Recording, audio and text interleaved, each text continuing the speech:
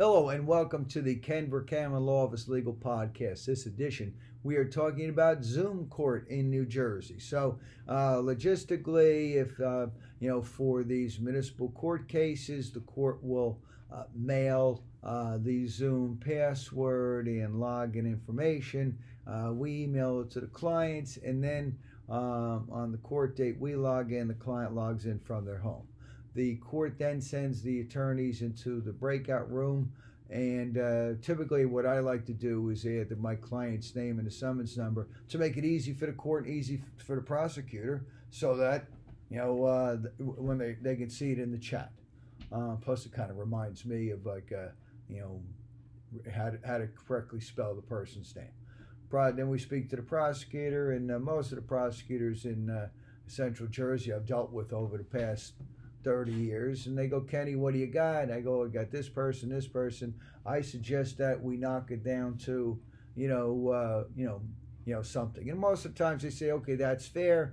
I will send a note to the prosecutor. Then I pick up the phone, call the client. He goes, okay. And I emailed the client's all instructions on appearing in Zoom.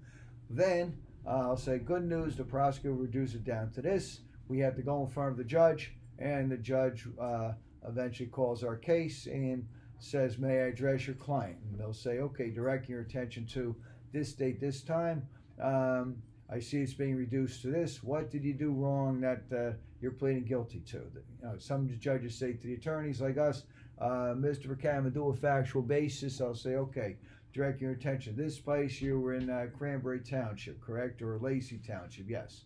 And you're operating your vehicle on the parkway or this road, correct? The police pulled you over. Originally, they said you did this, but you're pleading guilty to this lesser violation, correct? Yes, okay.